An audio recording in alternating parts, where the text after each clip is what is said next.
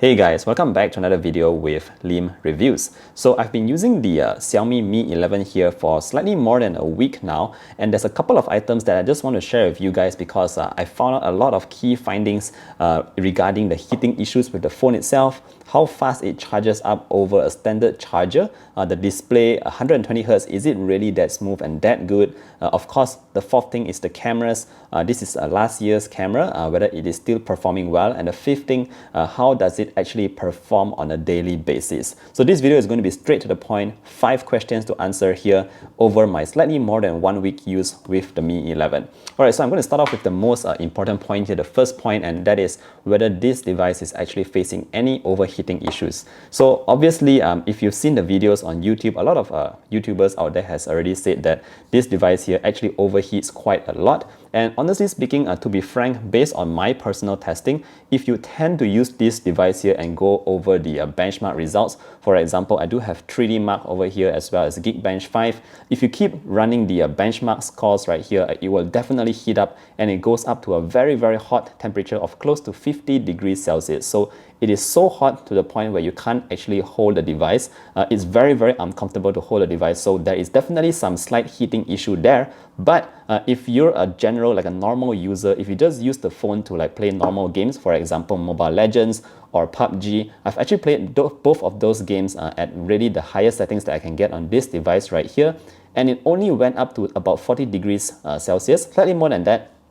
But it was definitely not up to the point where it was very uncomfortable to hold. Most phones also heat up when you actually play this kind of game. So I would say that it's actually pretty similar on the Mi 11 right here. However, I also want to point out that if you're a Genshin Impact player right here, this game is actually very graphics intensive, and after just 15 minutes of playing that game, the device actually heated up to close to 45 degrees Celsius, and that is just way too hot. It just gets uncomfortable, but definitely not as hot as when I was doing the 3D Mark test over here. So to be honest, to answer this question, does the device overheat here? The answer is yes, it does, but only under certain circumstances. For instance, if you're just really testing out the benchmark scores and if you're playing really graphics intensive games such as Genshin Impact.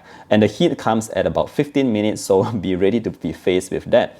Alright, so a couple of you guys are also mentioning here that the Samsung S21, the US version that runs on Snapdragon 888, that device doesn't have any heating issues, and the reason for that is because the processor is being throttled so that it doesn't hit that high kind of temperatures, but the performance is throttled so you don't get the max performance out of it. So there is 2 approaches here. The one, it goes with the Xiaomi style, with the Snapdragon 88, they don't throttle anything, but temperatures go way too high to the point where it gets almost untouchable. And the second approach here is with the Galaxy S21 with the Snapdragon 888. That device is actually being throttled, so you don't get the maximum performance, but of course it doesn't heat up that much as well. Alright, on to the second point here, how fast does this device charge up under a standard charger? So I don't have the slowest charger in the world. These days chargers are actually pretty decent, and I have this quick charge charger, a 33 watt charger, Qualcomm 3.0 fast charge, and I actually charged up my Mi 11 right here using that device, and to my surprise, it actually charged up pretty slow. So I didn't wait for the battery to go to 0% because no one actually charges up the device from 0. So I started charging the device from 10%, and I monitored it every 10 minutes. And to my surprise, the charging was actually very linear. For every 10 minutes, you get about 10% of battery into the Mi 11 itself.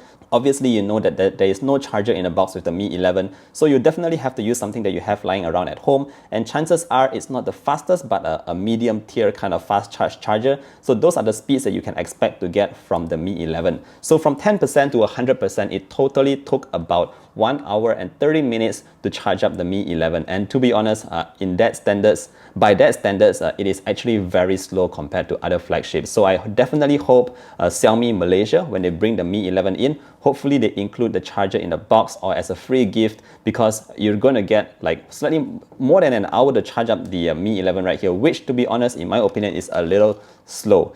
Alright, okay, moving on to the next point, the third point, how fast is this display? It is 120 Hz AMOLED Quad HD. So everything looks very, very nice here.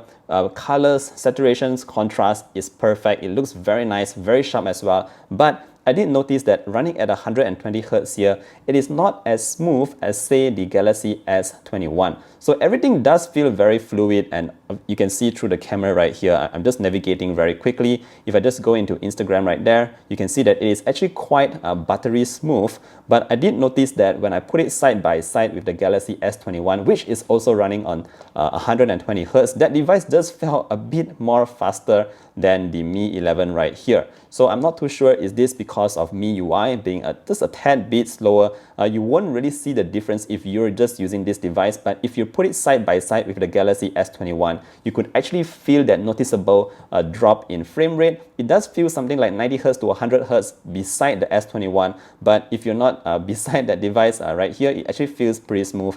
And again, to be honest, this is just something that I noticed from the S21, that it is just a little bit more smoother than my Mi 11 right here. So I just thought I would point that out, but otherwise this is a really fantastic display right here on the Mi 11. It just pops, it just looks great.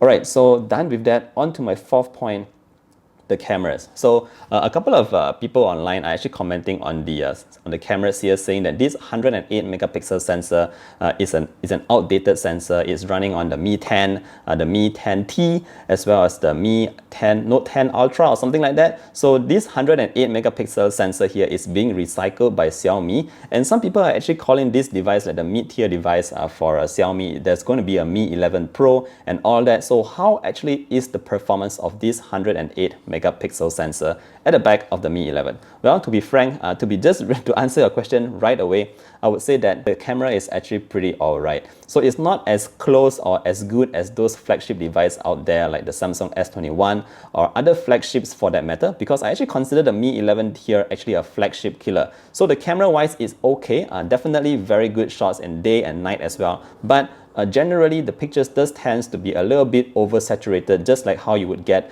in most Android smartphones these days. But I noticed the one on the Mi 11 here was surprisingly oversaturated, like even on days where it's not that blue skies out there, but this camera still takes like the bluest of skies out there, even with AI mode turned off. So just bear that in mind about the camera, but otherwise it is a pretty good camera. On that note, I want to call out the video recording function on the Mi 11 because it is just pretty good. So I was pleasantly surprised. I did a video a couple of days back testing out the video shooting camera capabilities of the Mi 11 right here, and I did a little blog, and to my surprise, it was actually very good. The quality looks great. The stabilization was also very good. What's the best thing here is that the audio captured from the Mi 11 was really out of this world. So it blew my mind completely. Like, I never expected the audio quality recording from the Mi 11 to be that good. It was as good, if not even better than the iPhone 12 Pro Max that I'm using.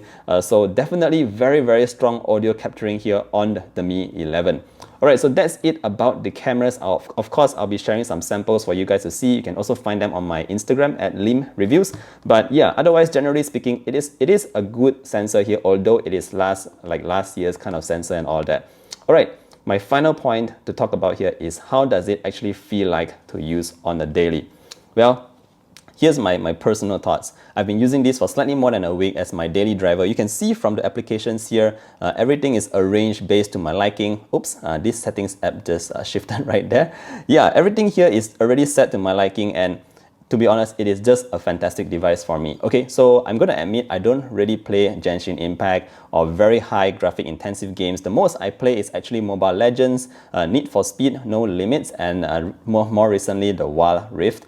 And of course, I also browse a lot of social media, Facebook, for example, Instagram, and of course, YouTube. So I do all this kind of stuff, which I'm sure many of you guys do as well. And to be honest, everything just feels blazing smooth. Everything just felt perfect for me personally on the Mi 11. One thing I did notice was that the device is actually fairly thin. I'm not sure if anyone has actually brought that up, but it's a very thin device, and you actually wonder how they fit such a large battery at the back here, because it is able to last on at least 1 day with one single charge. So definitely very happy with the form factor again, but I would say for this great display right here, you're definitely going to enjoy a lot of entertainment, especially watching videos, social media, taking photos and all that on the Mi 11. So I don't have any complaints to make here. Some people are just asking if they should skip the Mi 11 and wait for the Mi 11 Pro, or should they wait for Xiaomi to come with an update to actually fix the overheating issues. My answer to you is, if you can wait and if you're not too urgent, into buying your next smartphone, of course, you should just wait for that because you never know what may come next.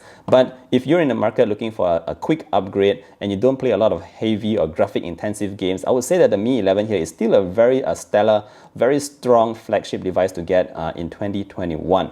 And yep, I think those are the points that I would like to cover today. I hope you have learned something from this video. Of course, if you have any more questions, if you're wondering anything else regarding the Mi 11, don't forget to drop them down in the comment section below. Hit that like button if you like this video, and I'll see you guys in the next one. Stay safe and goodbye.